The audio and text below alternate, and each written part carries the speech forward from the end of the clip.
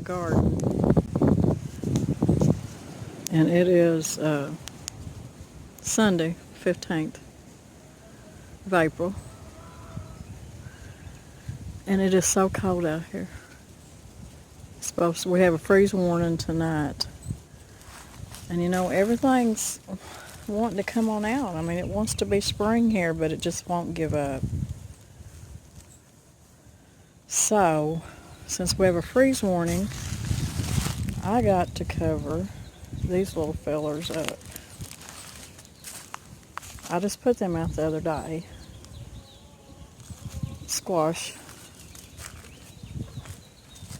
There's butternut, there's spaghetti squash, there's straight neck, and I'm going to have to cover them up.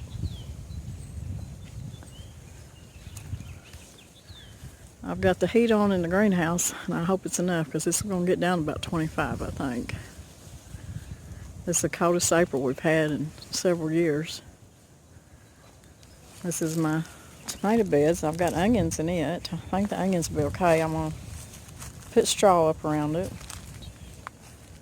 Kind of nestle them in there. In the corner of each one of these tomato beds, I've got herbs coming up. This is cilantro down here coming up. And I hate for any of this stuff to get bit tonight. So I'm going to kind of put it all to, I'm going to get me some more straw, and I'm going to, this right here is got borage coming up in this corner. I don't know if you can see it, but it's coming up. I'll cover this a little bit, and I think my onions, I'm going to put some more straw around them. I've got marigolds coming up around the edges. You go to all that trouble, you just hate for everything to get bit and die. I'm going to do some more straw in here because I've got herbs and flowers coming up around the edges of this tomato bed too. My potatoes are coming up. I'm going to have to put some more straw around them because they will get bit tonight. They are coming up. They're poking over leaves and straw, and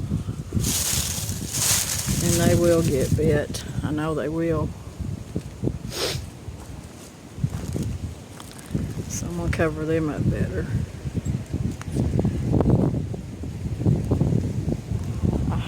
I don't know.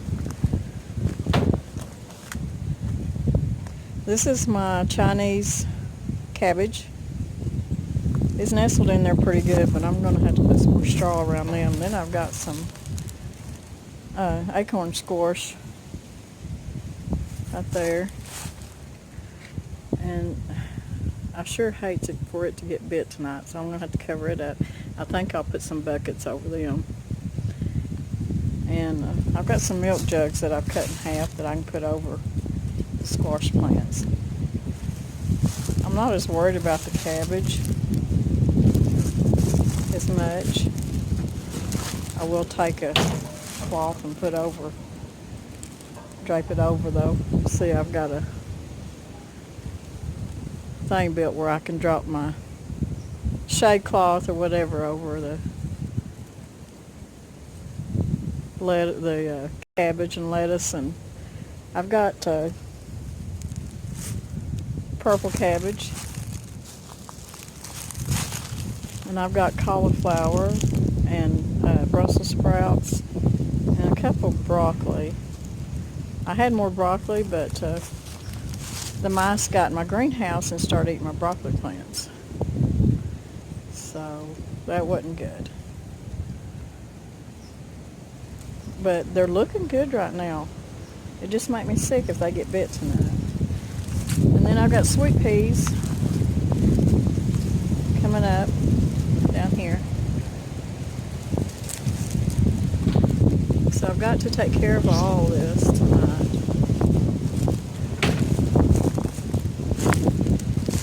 This is cauliflower, and it's really pretty. I just don't want nothing to happen to it tonight. And then I got carrots coming up in here. So I think I'm going to cover them up with a little bit of straw, just to make sure they don't get bit tonight.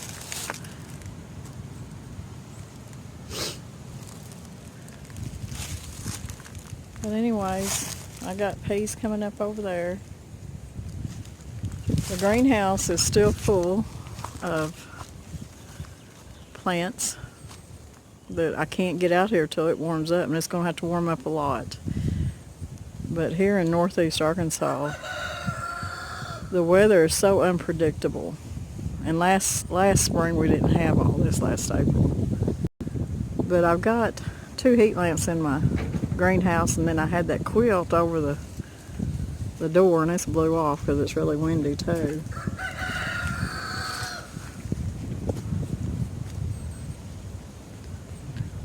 But I've got to get the garden taken care of, because I don't want to lose nothing tonight. When they say freeze warning, I think it's already got that stuff. I had herbs planted in there, and I think it done got it. When they say freeze warning in Arkansas, you better take heed and you better take care of stuff.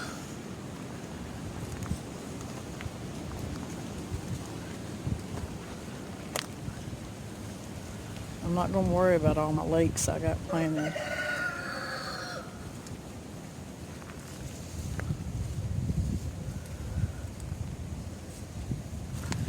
My garlic's doing good.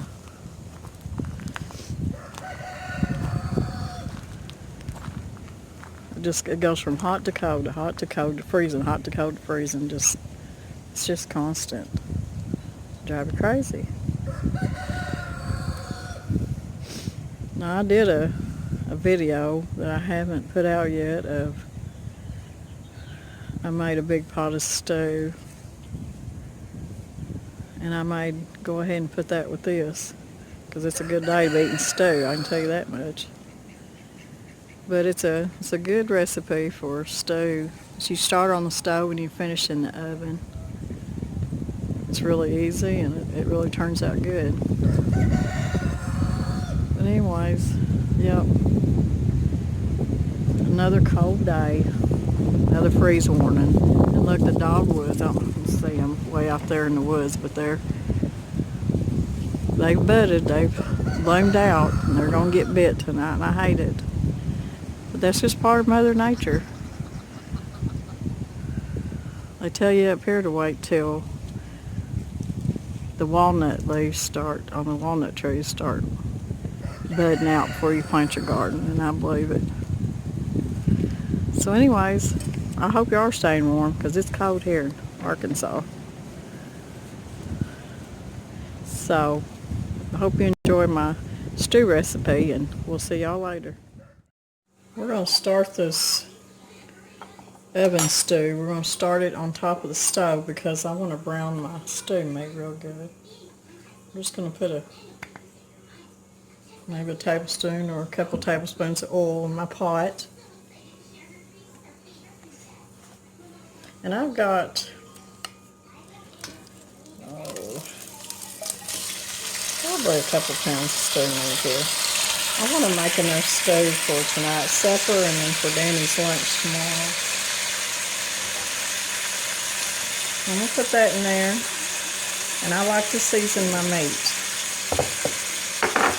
So, put me a little bit of pepper,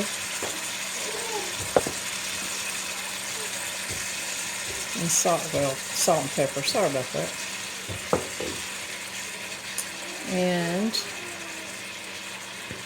put me just a little bit of onion powder on that. I think I'll quit on the meat, because I'll put some more seasoning in it here in just a minute. So what you want to do at this point is you want to brown your meat.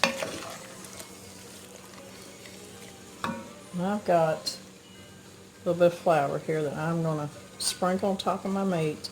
And this is going to help brown it, and it's going to help with the thickening of your stew. So I like to do that.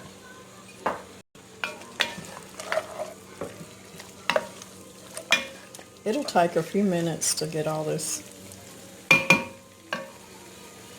browned up. It just gives it a better flavor if you go to these extra steps. Because the meat's, it's about as brown as I want it. You don't want to cook it. You just want to brown it. And I've got a tablespoon of garlic I'm going to put in here. And there's going to be a lot of vegetables and broth and stuff in here, so a tablespoon's not too much. It's not for me as much as we love garlic. So I'm going to put that in there. You can already see how it's got some of that thickening in it already. Okay. Now what I'm going to do is I've got all these vegetables that I've cut up. I had carrots in the refrigerator. I had some potatoes that were starting to get eyes on them. Then I've had the bell peppers and the onions. And I just cut it all up in big chunks because this is a stew.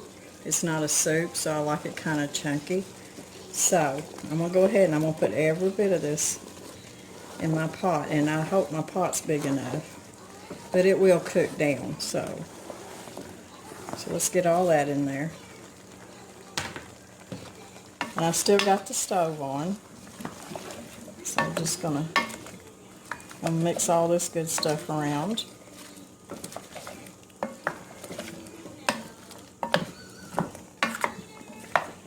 And I'm going to do a little bit of seasoning on this too, on my vegetables. Put a little bit of salt,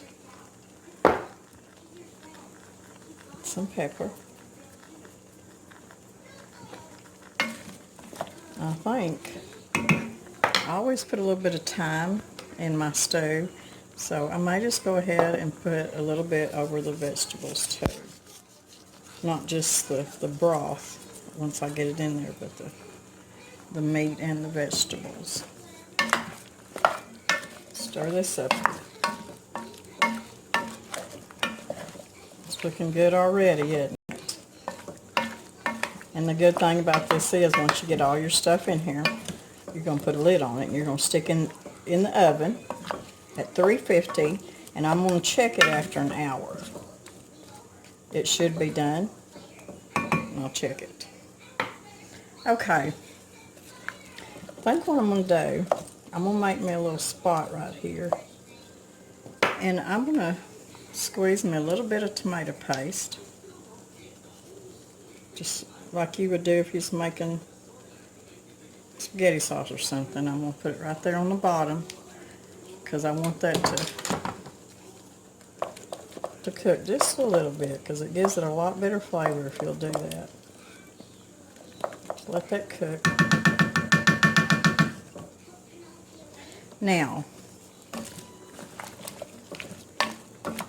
let's go this up a little bit more. I have got 2 cups of beef broth. I'm going to put in there. I have got a can of fire roasted crushed tomatoes. And it's a 28-ounce can. I'm going to put that in there.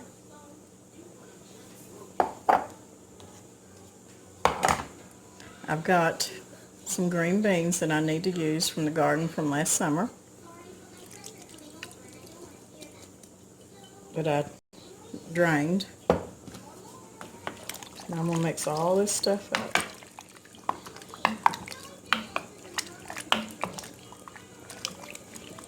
Man, that looks good.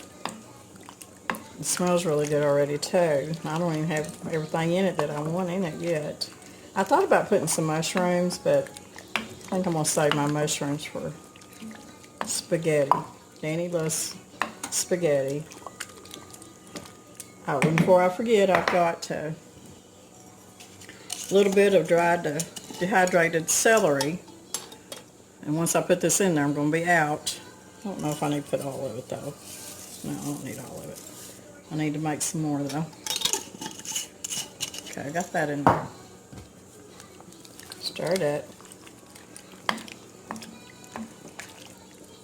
I dearly love one-pot meals, especially as busy as we are, because, you know, you don't have to stand over it for 2 hours when you got other things you need to be doing. And my little granddaughter's here, I'm taking care of her, and I need to get out in the garden. So once I get this in the oven, I'll be good. I don't think I'm going to put any more salt in here. I'll just have to taste it. There's a little bit more pepper. I'm going to put, even though I've got onions in there, I'm going to put a little bit more onion powder in it because I just like that taste. And I've already got my garlic in it. I'm going to put maybe another half a teaspoon of thyme in it. Stir this down. Now you can put any kind of seasoning that you like in your stews or whatever. You put it in there because it'll be good. Okay. It's ready to go in the oven. Last thing I'm going to do is I've got some bay leaves. Whenever I make stew, I always put a couple bay leaves in there, and then I'll dig them out when it's done. But them bay leaves give a stew really good taste. I like that taste. Okay. So I'm going to get this in the oven, 350, and I'll check it in about an hour and see what it looks like. Okay guys, I was going to take the lid off this to show y'all now. It's probably going to steam up the camera. You talk about smell good. This stuff smells so good. Now I had this in the oven on 350, and I took it out after an hour. And if I had cut up my potatoes and carrots smaller, it would have been done. So I stuck it back in there for another 20 minutes, and now my carrots and potatoes are real tender. So that's just up to you if you want thick cut vegetables or smaller ones. If you had smaller vegetables, it'd take an hour. And this is my bay leaves, and I'm going to dish them out, get them out of there so nobody eats them. And this right here would feed several people. So, and it's good and thick. So I think tonight I'm going to make me some cornbread to go with it, and we should be good to go. I'm going to taste a little bit of it. Get me a carrot and some beans. But yeah, that was real easy to put together. And like I said, you stick in the oven and you just forget about it. You can go on with your day, what you need to be doing. And check on it. The vegetables get tender, it's time to get it out of there. Yeah, that's real good. It's got a real hearty, good taste to it. There was one thing I forgot to put in there, and it's not unusual, but usually in my stew, I'll put a little bit of Worcestershire sauce in there. Not much, just a little bit. And I forgot to do that, but that's okay, it's still good. Anyways, I hope y'all try this recipe, because it's larping. It is so good. With big old pan of cornbread, it's just probably going to hit the spot tonight. Well, I hope you like this recipe, and I hope y'all try it. And I hope everybody has a good day. And come back and see me. Give me a thumbs up, please, and share the video. And everybody, have a blessed day.